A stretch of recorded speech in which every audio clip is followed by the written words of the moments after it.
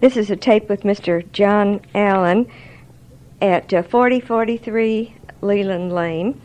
The date is May 5th, 1993. Mr. Allen, are you a doctor? No. Oh, all right. When did you join the service? I joined the service the 15th of May, 1941. Well, that was almost exactly, 52 years. 52 years ago, in just a few days. And I went in expecting to serve 1 year.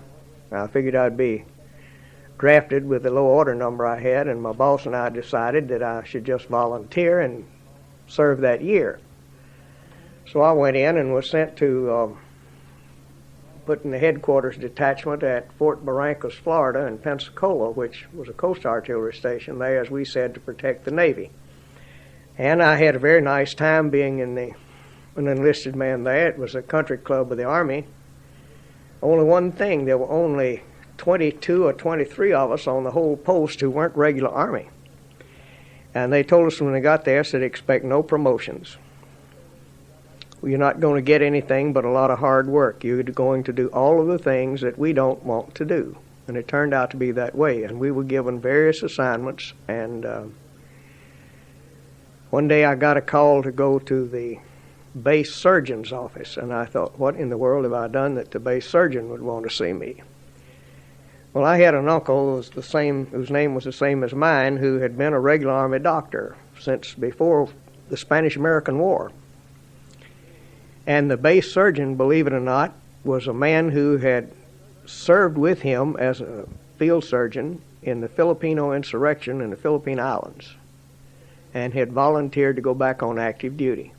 And he saw my name on something and called me in to talk about it and asked when I was going to apply for officer candidate school, and I told him I had no intention of doing it, and he said, well, we'll talk about that later. Well, very shortly, he gave me an assignment there to help him straighten out a mess in a medical supply warehouse, something I knew absolutely nothing about, but it didn't last long, and war was declared, and I went to officer candidate school and went from there to Fort Benning, Georgia, where I was assigned to a truck regiment that performed tactical transportation for the infantry school. That was in September of 42, and in December of that year, we were headed overseas.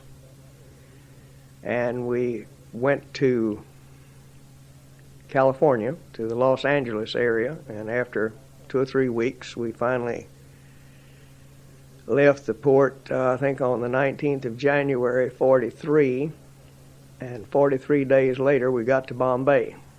A long trip on one of the ships we had liberated from Mussolini that had been renamed the Monticello. It was the old Conte Grande, and had beautiful oil paintings in the stairwells that hadn't been completely converted to a troop ship. But I was up with all of the low-ranking second lieutenants in what had been the promenade deck that had been boarded in with green lumber before we left, and by the time we got south of Australia, well, really south of Tasmania, the cold air was coming through the cracks in those planks, we nearly froze to death.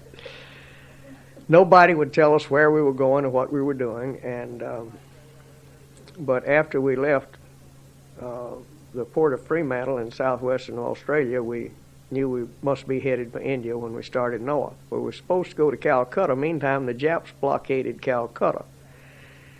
So we had to go up the west side of India and landed at Bombay. And I was very disappointed that I didn't get shore leave there. I was given a work detail. Everybody else was at this posh British officer's mess with liveried servants standing behind you, living the life of Riley. Well, I was on K rations or C rations, and I think I was the only officer in the regiment who didn't have dysentery when we got on the train to go across India, so it turned out pretty well. But I remember how shocked I was at the abject poverty in Bombay. I had no idea. You'd read about it, but when you saw it, the hundreds of thousands of people who had no home but the street. They lived and died in there, and the British were apparently totally indifferent about it. They were so callous, they kicked them out of the way, and hit them with the riding crops they carried, and were very abusive.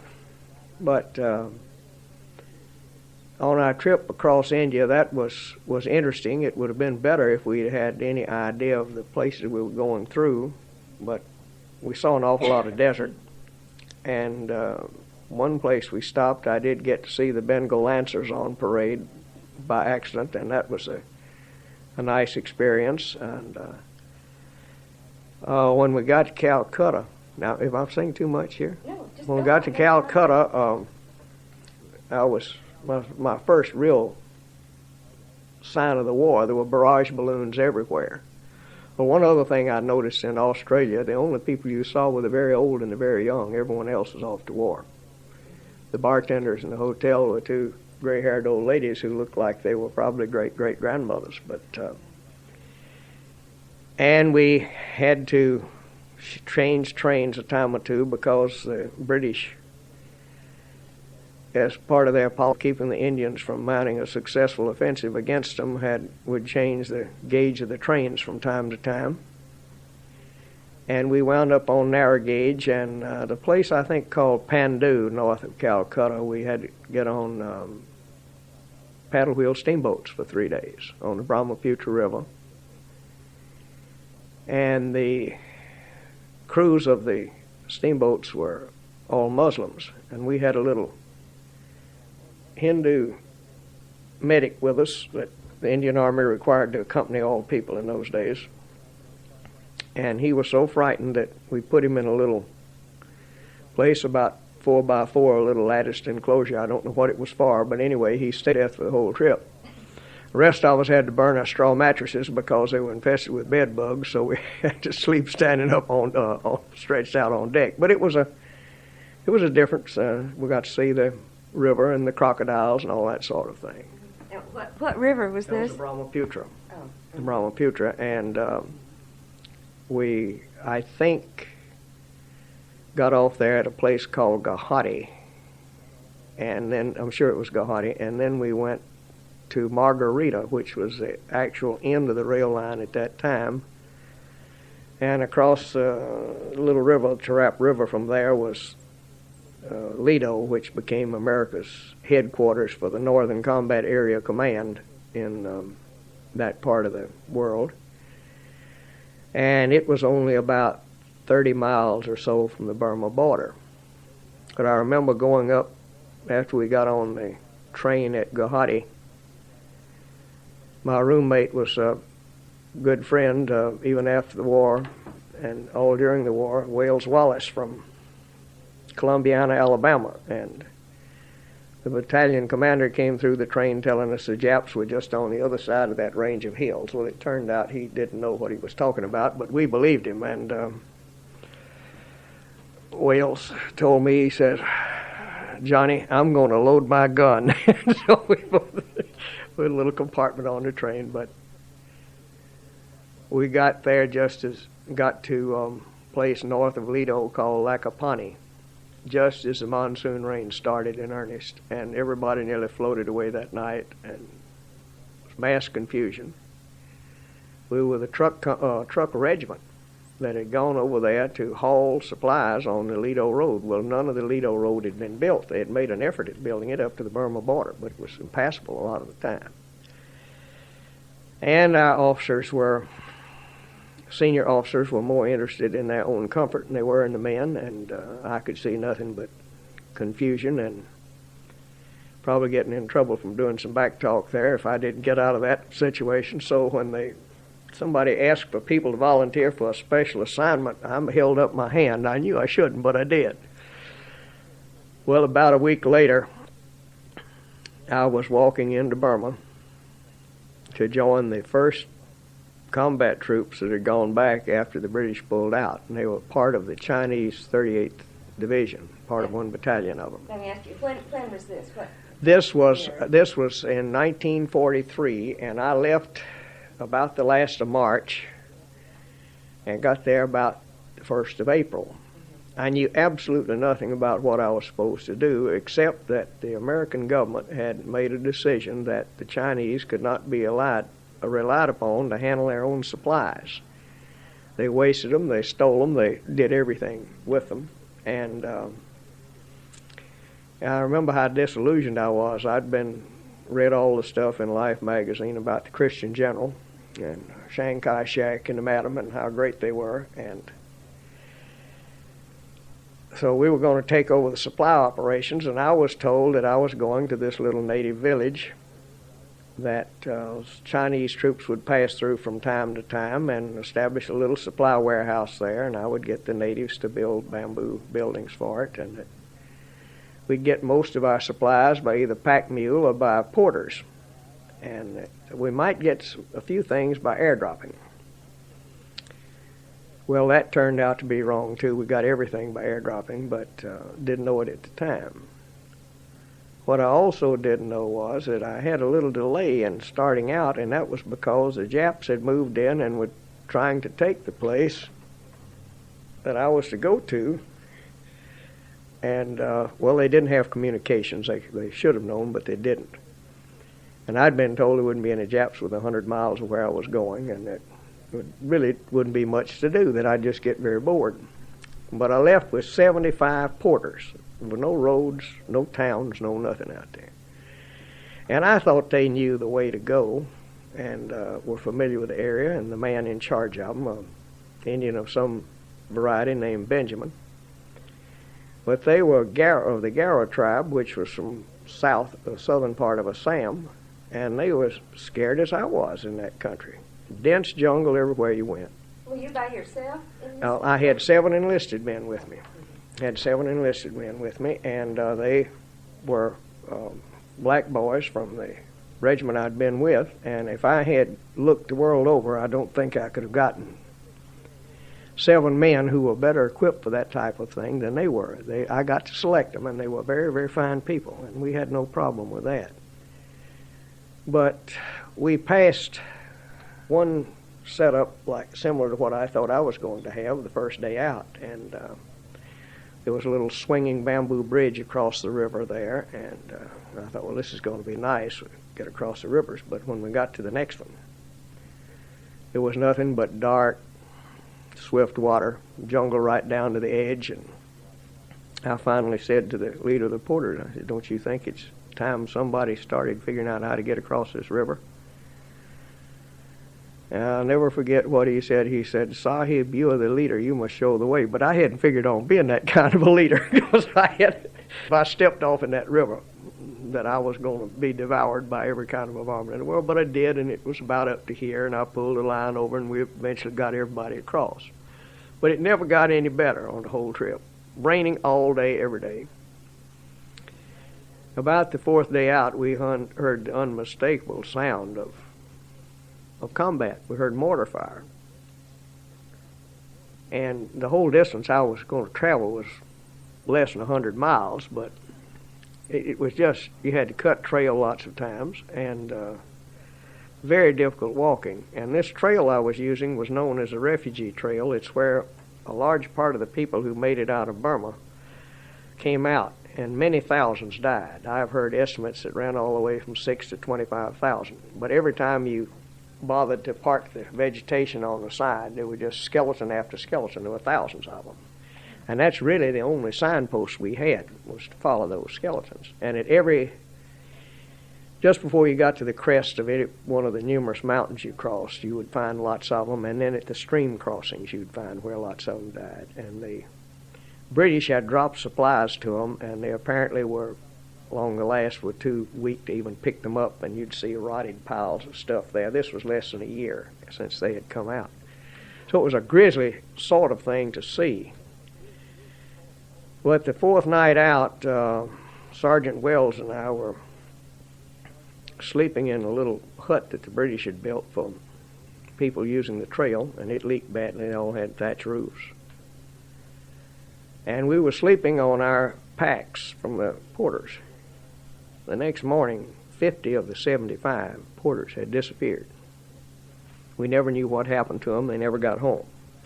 And if things hadn't moved pretty rapidly and other more important things come up, I can imagine what a second lieutenant would have had to go through explaining why he lost 50 out of 75 men. But They were frightened for the sound of combat, and I found out later they'd been under contract that they would not be in any combat situation. And the next to the last day, we finally got some level ground, and I was glad to see that level ground. And in that part of the world, it's inhabited by the Naga tribesmen, and they are very primitive, and they practice a type of slash and burn agriculture, and on the mountainsides where their villages are. And after 2 or 3 or 4 years, while the fertility of the soil is exhausted, and they abandon that and clear more, and then when they clear all the land around them, they move to another hilltop. And those old fields have grown up largely in either bamboo or wild raspberries, which are delicious, incidentally, and bananas. But the bananas don't fruit, and when they rarely do, they have seeds in them besides the buckshot. But we were going through this pile of bamboo, and the water was about 6 or 8 inches deep on the trail. And we'd been told to watch out for 2 things that we should watch out for. There wouldn't be any Japs, but we might see some guerrillas, and the other was punji pits that the Japs might have dug and put sharpened stakes in. Well, I felt myself going into a deep hole, and I thoroughly expected it to be a stake going through me, but I crawled out and everyone else had stopped. I guess they heard me scream, but anyway, I went in several other holes, and when we finally got through, there were elephant tracks, which I, of course, thought might have been wild elephants, but they turned out to belong to the head man from the Kachin tribe who had to evacuate Burma, and he was a very good friend of mine later on. He died not too long after that, but his son became my head man. I couldn't have gotten by without him.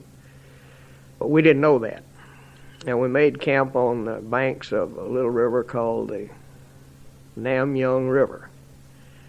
Every river we crossed, even though the names were different, meant something loosely translated like the River of Death. They were fond of that term. But they were Shan names, and the Shans were all from the south. I never could figure out why, but I guess it's because they probably traded through that area. But anyway, that night, we found a Chinese sergeant who was coming back from the little place I was to go to called Tagap Ga. It's T-A-G-A-P. And G-A, Ga meant village. And this Chinese sergeant had made sketches of what had happened.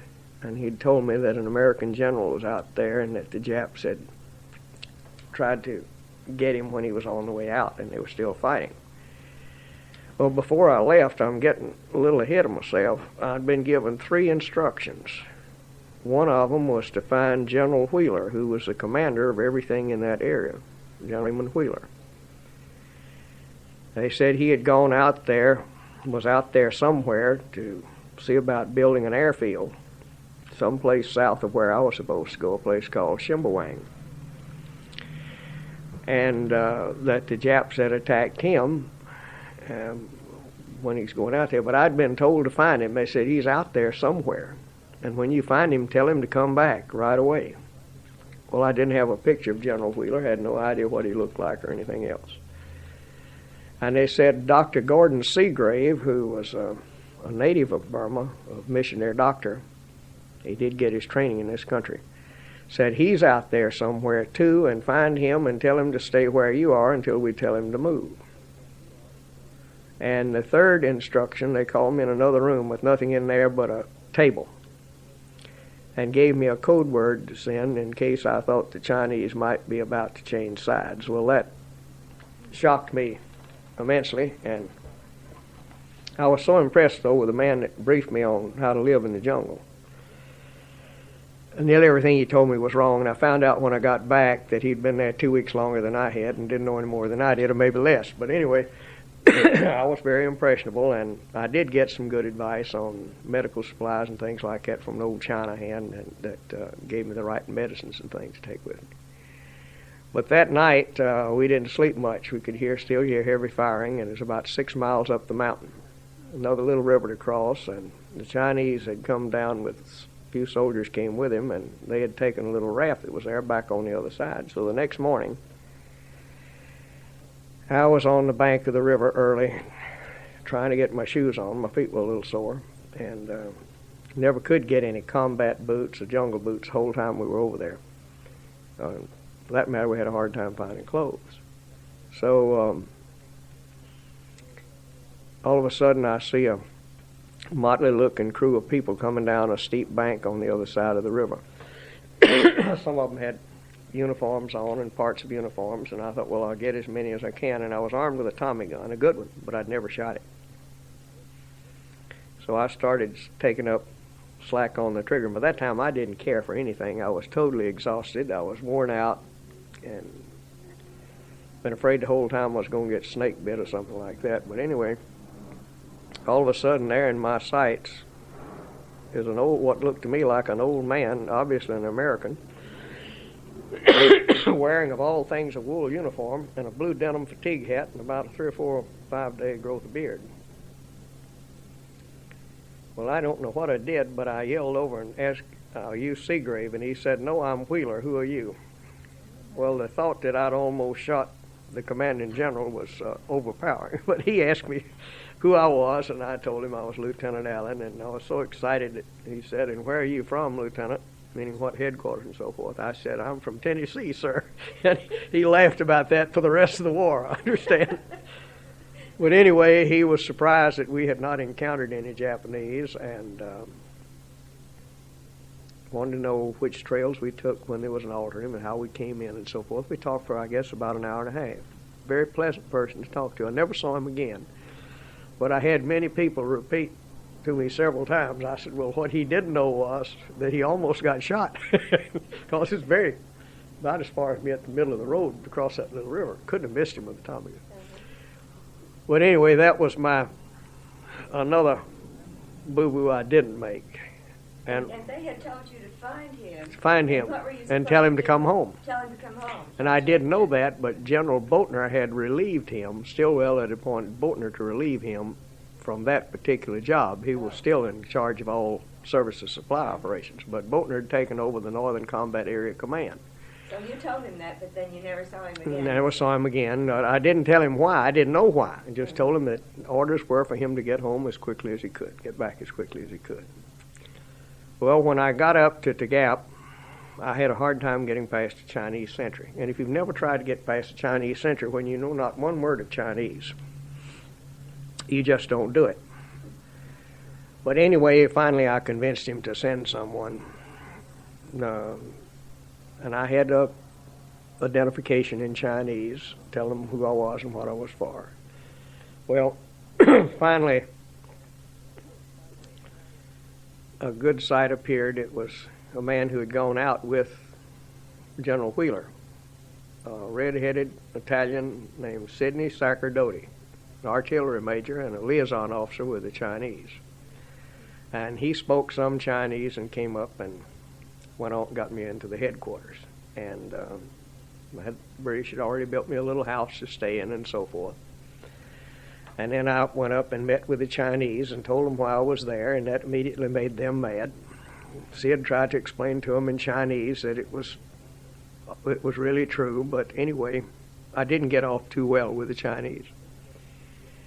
And then I went to found that Dr. Seagrave was already there, and he with his native girls for nurses had set up a little hospital unit.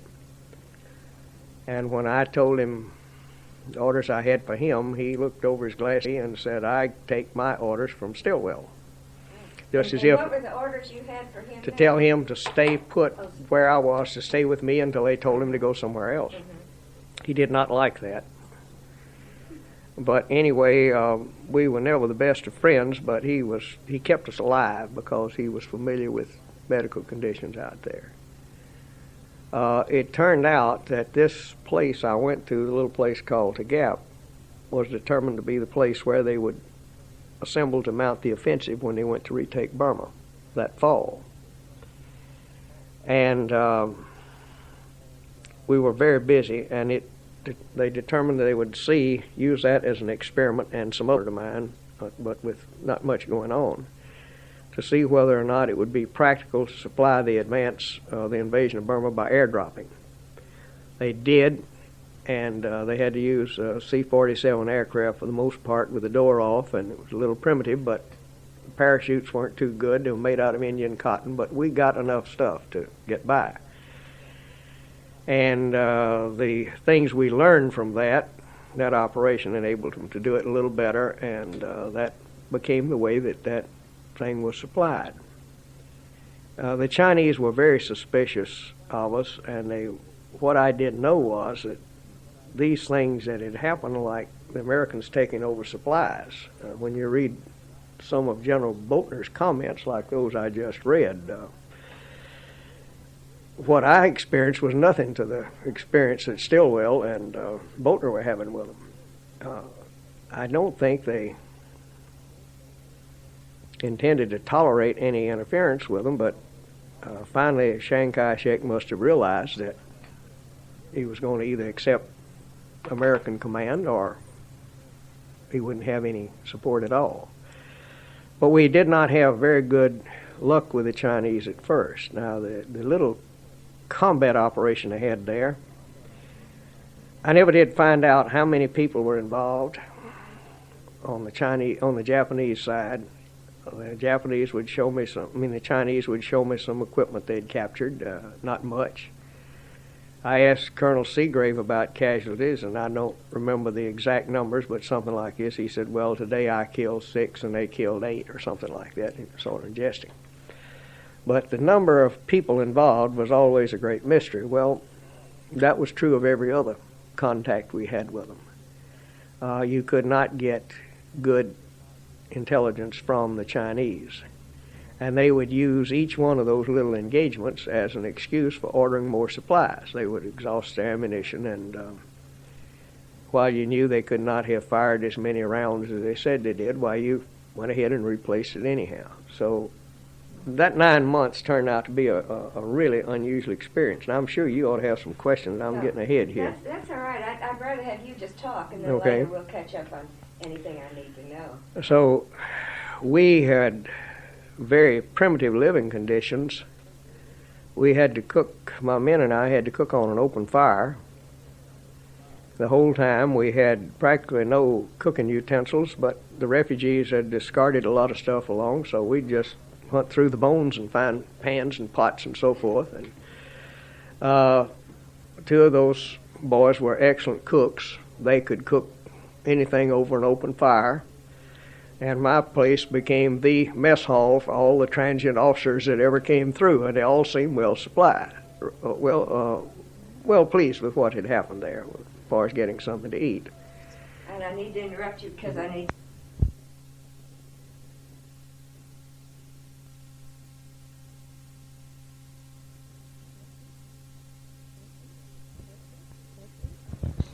testing. All right. One thing about that operation at the Gap, it never got dull. The help that we had there to build the necessary structures out of bamboo and to pick up the supplies that might be dropped by the airplanes and to form the necessary labor were the same tribe of Garra porters that brought me in there.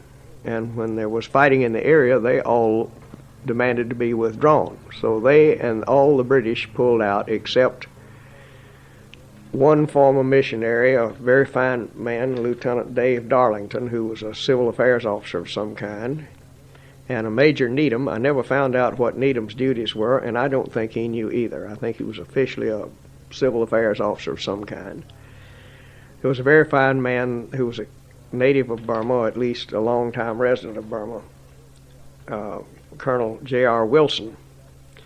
He was a captain when I first got there, and later on they promoted him to lieutenant colonel. And he was in charge of what was called the V Force, which was a British intelligence unit using mainly native people to get information on Japanese activities. We were faced with a problem of getting labor that we needed there. We were told not to use the Chinese, and I guess that was good advice. And there were several Naga villages surrounding this place. There might be just a few houses in each one, I think 5 within a 15-mile radius. All of them spoken in different language. most all of the men spoke a language called Chingpo, which was the language of the Kachins, who were our best allies in Burma. Of all the Burmese people, they were the only ones that we could totally rely on, except the Koreans, but we had no Koreans in that area. And most of the Naga men did speak Chingpo, so we at least had a common language with them. So I began to try to learn a little bit of Chingpo. I was puzzled by the fact that I couldn't learn Chinese, couldn't speak Chinese, and I found out since that time that I have a hearing problem. After a certain decibel level, I don't hear. So I switch between the tones and the tonal, all the Chinese language, all the dialects are tonal, and I could not. So I would make a fool of myself most of the time when I tried to speak Chinese, which was a great handicap. But it did pick up a little Chingpo, not much. But with these scattered Naga villages, we could not police them, and we didn't want the Japs going in there.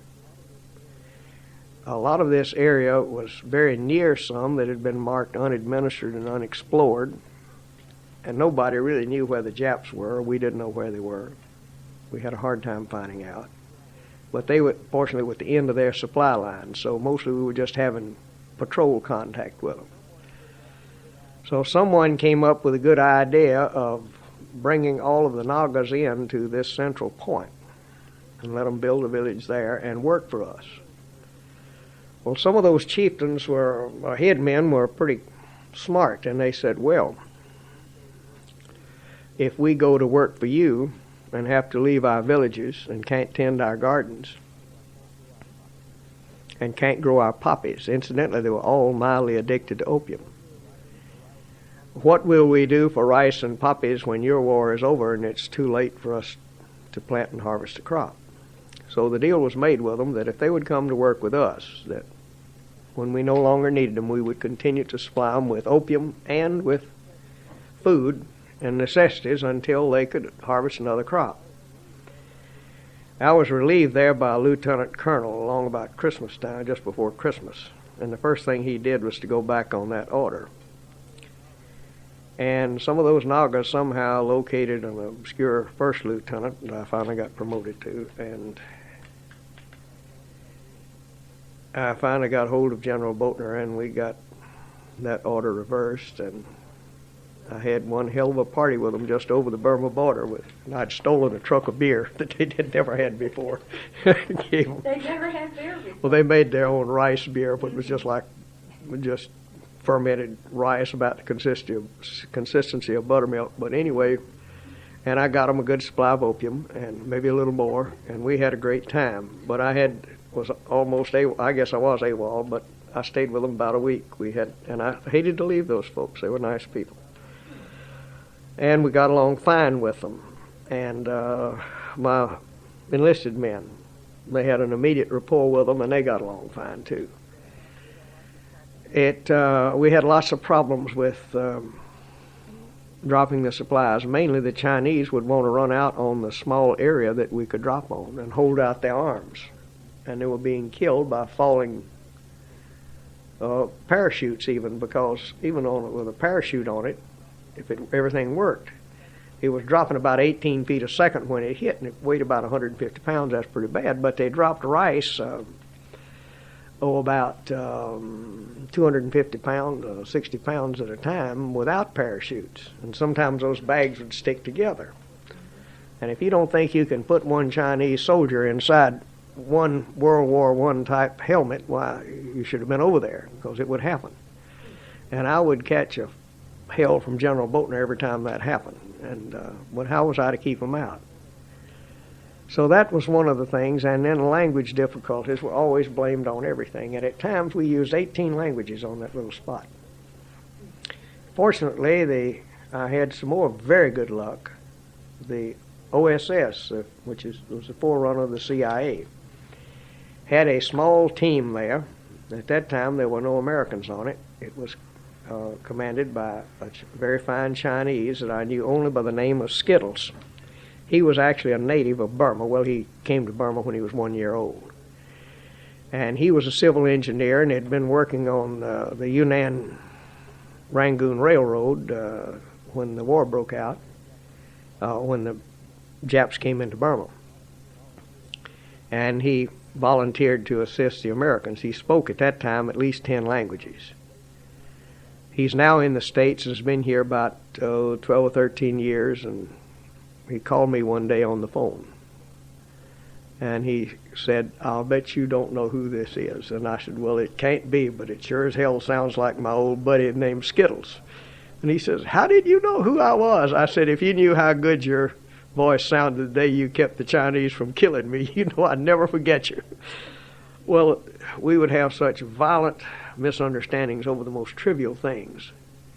You could just name anything, and they would send several guards down with Tommy guns to march me up to the headquarters and berate me, and they were getting very, very bad about it. And, well, several times you'd be shot at by a sentry when there was no excuse for it. And I think I would have had a bad accident that day, but Skittles walked in and talked him out of it.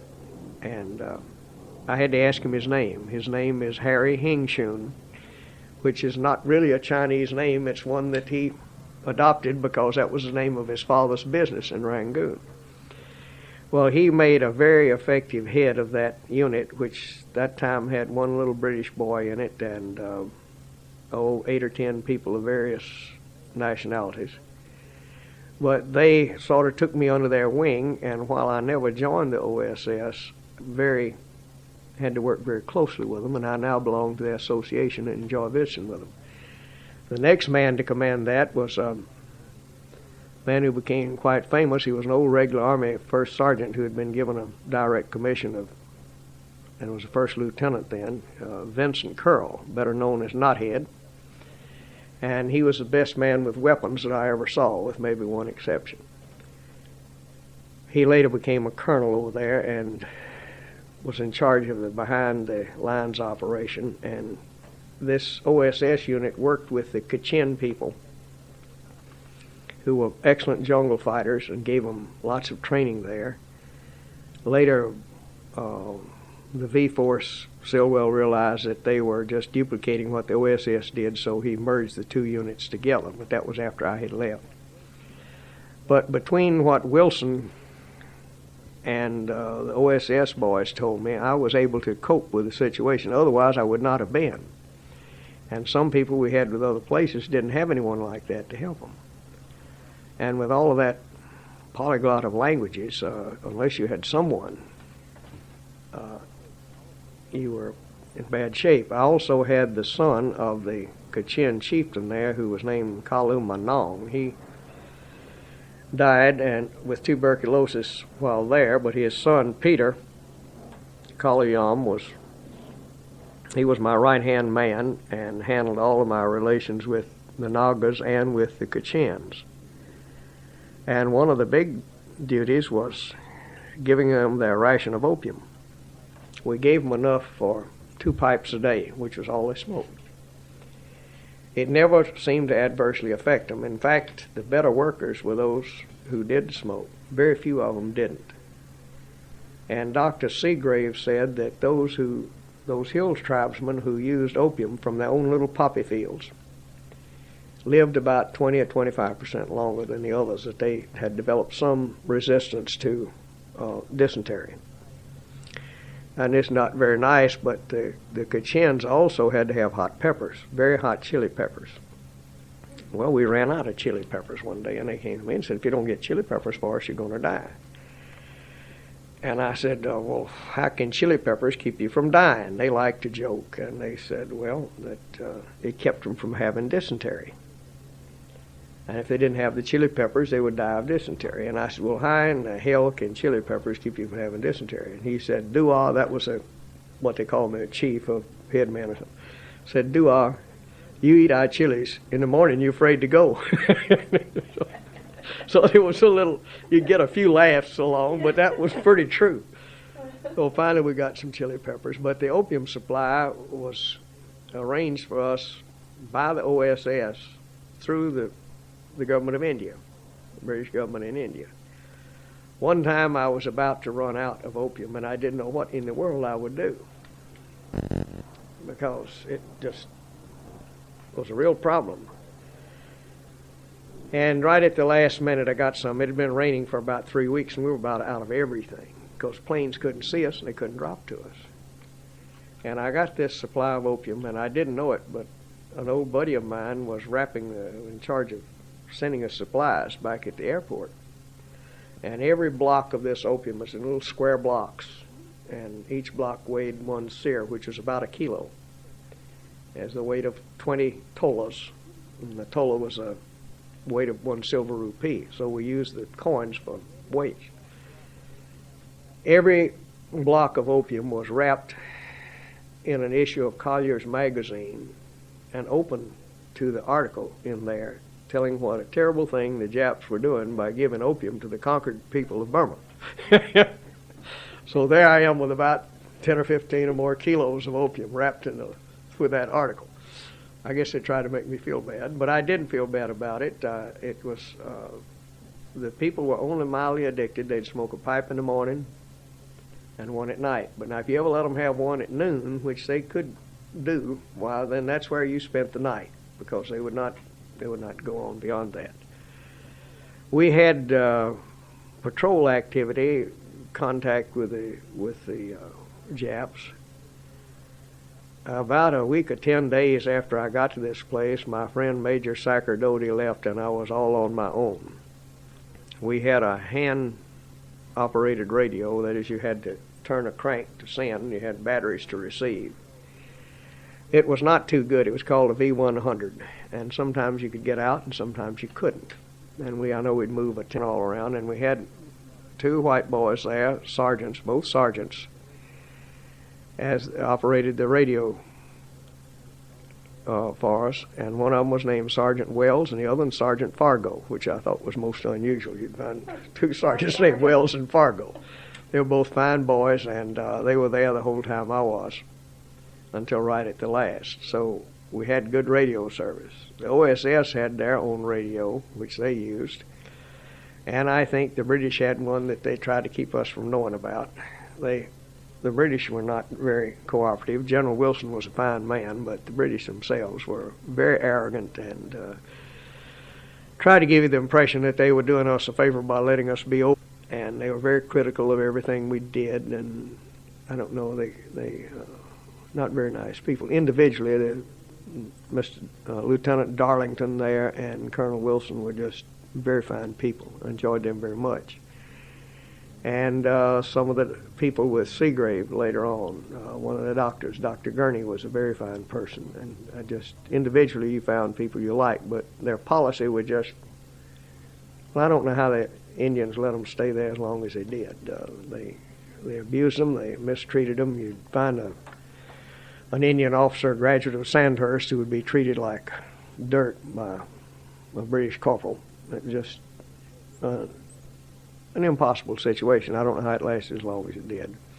But we didn't have too much contact with them. We had some. We had all sorts of units that came through this place. One was a South African unit when the war started in earnest, and it was composed of, I think, every race, creed, and color that had ever visited the Dark Continent. I think they gave a pretty good account of themselves. We had no American combat troops while I was at this particular station. Later on, we had the Merrill's Marauders that came in and were taken over by the Mars Task Force. But at that time, we had only engineer and quartermaster and signal corps, medical services and supply people there. And we had to rely on the Chinese for all combat activity. So even though you recognize their limitations and knew how difficult it was going to deal with them, as General Stilwell once said when he heard some of his men fussing about how sorry the Chinese were, he's supposed to have said, "Now, gentlemen, no one knows any better than I do just what a problem they are," or words to that effect, but they're all we have. And we've got to do the best we can with them.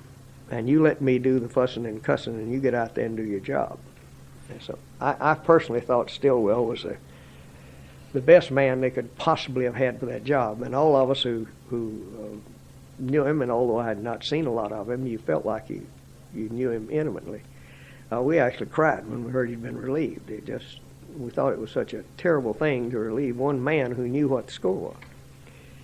But a lot of those things I found out since the war. While I was out there, it was a new surprise every day because you didn't get any advice on what to do. Sometimes our supplies would be very inadequate. We never actually ran out, but we came very near it several times. One time it rained for 3 weeks, and we thought we were going to be out. Later on, they started me stockpiling stuff to be used by the engineers and others constructing the Lido Road. We were on what was supposed to be the route the Lido Road would take to connect Assam with China, with the old Burma Road. But the time I was out there, the only engineer officer I had ever seen out there was General Wheeler. Nobody had driven a stake. Nobody had said, this is the way the road's going. But we all thought, and I don't remember who told me, but that the only way it could go was to follow that refugee trail, the one that was littered with skeletons. So I was told to locate places where supplies could be dropped along that route. And you'd go out and clear a small area. I would only take one old Naga and his boy with me because I figured if I took a lot of troops, it would just attract the attention of the Japs. I was very fortunate I never did see them, and we would hack out a place big enough to put out a panel, and then I had a real problem to take that British map and try to figure out what the coordinates were because it was a little hard to tell where you were. You didn't have any definite landmarks you could look at, and all I had was a compass and a hand level. But somehow got them right, and I'd send the young boy back to the nearest radio with the coordinates, and they would radio the Air Force back at the air base in Assam. And then we would hide the next day. Well, as soon as we cleared the place, we'd hide because we didn't want anybody to know where we were. And we would wait until to see if the plane would come over and drop something on that spot. And it always felt real good when you saw them coming right toward it and dropping on the spot. But a lot of times we waited till the next day before we went down to see what was there because nobody knew where the Japanese were. Our intelligence wasn't that good. Fortunately, I never had any trouble. And then one day a full colonel comes in, a Colonel Green. I'll try to get away from names too much, but his I don't mind mentioning. And he berated me, he fussed at me, said I had everything in the wrong place, that the road wasn't going to go that way. And I said, well, Colonel, you're the first engineer to be out here. Nobody's driven a stake anywhere. Well, he went out by himself, which he was about to do, and we found him a week later with a badly infected leg. He cut his leg on a piece of bamboo or something. The next time I've heard of him, he commanded a labor battalion on the docks at Calcutta. Excuse me, I got a drink of water. You have to realize that there were no roads and no towns. This little place of Tagap had been the site of a Naga village at one time, but no more. It was really just a spot on the map. All that remained there to show that it might have been a village was the central post from an old house that was soon destroyed by falling bags of rice. And when we were not recording, that you were traveling by foot Yes. all the time. What about mules? I thought they used a lot of mules. The only way we had to travel was by foot. They had expected to send pack trains out. They started several of them out during the monsoon. One got there with one mule, and the Chinese ate him. During the monsoon, it was very hard for horses to negotiate that trip. The Chinese units that were there when I first got there was part of one battalion of the 114th Infantry Regiment, which was part of the 38th Chinese Division. That division was commanded by General Sun Li-Jin, who was a graduate of VMI and had done graduate work at Princeton. He was a very arrogant man, but he was also, in my opinion, a very fine officer and very well trained and a good division commander. His division had covered the British retreat out of Burma, and he had about 50% casualties. He was very bitter at the British. He hated them intensely. Now, he did come out with horses one time, but he killed a good many of them on the way out. But he rode into camp on a horse at least. Now, I remember one night when he was berating the British, we were sitting around the fire. Even though this was in Burma, we were at about around 3,000 feet elevation. and it got quite cool at night, and we had open dirt boxes in our houses that you build fires in, and the smoke went out through the thatch roofs. All the houses were built of bamboo. And of course, being brash and quick to say things I might regret later, I noticed that all of his fine uniforms he was wearing had British uniform buttons on them. And I said, well, General, if you hate the British, how can you stand to see the lion and the unicorn on all your buttons? The next morning, I understood his tailor stayed up all night sewing cloth over all the buttons on his uniforms. But he was a very good officer. Later on, we had there all of the 114th Regiment, commanded by a very fine Chinese, Colonel Li Hung, who was a very scholarly gentleman. I don't know how good a soldier he was. The 112th was commanded by Colonel Chen. I don't have a first name for him. And he was a good commander, but he was a little harder to get along with. He was rather high-tempered, and we had some, even though we wound up friends, we had some pretty rough sessions over just minor things about little supply issues that they didn't get, things that should have been so trivial they wouldn't cause any trouble at all. We also had in the area a Chinese Combat Engineer Regiment, which was a large regiment commanded by a general, General Li Hung. And when that regiment came in, my good friend Major Nevin Wetzel came in. He was a reserve officer whose number fell out of the slot when they needed a good demolition engineer to go over before Pearl Harbor as part of the American military mission to China to help expand the railroad from Rangoon to Lashio up on the China border, so they could move more supplies into China through Rangoon and over the Burma Road on into China. Well, of course, he was caught in Rangoon when the Japs came in, and he and a few others, over the objections of the British, destroyed what supplies they could to keep the Japs from getting them. The British said they didn't want to destroy anything. They wanted to be there when they got back. In fact, they didn't even destroy their port facilities. There was one General Motors plant there with an assembly plant with 1,000 trucks and crates, and Nevin said he was glad they did get to destroy them. So he was the advisor for this Combat Engineer Regiment, which was building a short stretch of road about 16 miles that started nowhere and ended at nowhere, but it made access for the road equipment much more convenient when they finally got in there.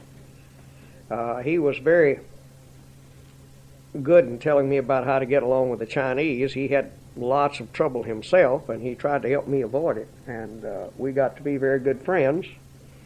When the advance started into Burma, they decided I was unfit for further combat, and I was sent back for light duty, and Nevin went forward, and I heard he was killed the next day, and he heard the same news about me. In 1976, I went to the first reunion of the China-Burma India Veterans Association. I just heard about it in Atlanta. I was surprised and pleased, just dumbfounded to see the last name on there, Nevin Wetzel from Salt Lake City. And I told my wife, who was still living there, and I said, "It can't be two Nevin Wetzels from Salt Lake City who were in the CBI." And then I couldn't find him. He and his wife were visiting friends. It was the last day before we got together, and we had several long, happy visits together after that before he died. And that was just one of the good things that happened by joining that China-Burma Indian Veterans Association. But he was very helpful to me there, and I enjoyed having his company and his advice. When they began the real build-up and had decided that's where they were going to start the invasion of Burma, Colonel Wilson called me in one day and said he'd gotten word that a very high-ranking American officer was coming out to take command. We didn't know who he was. I'm going to have to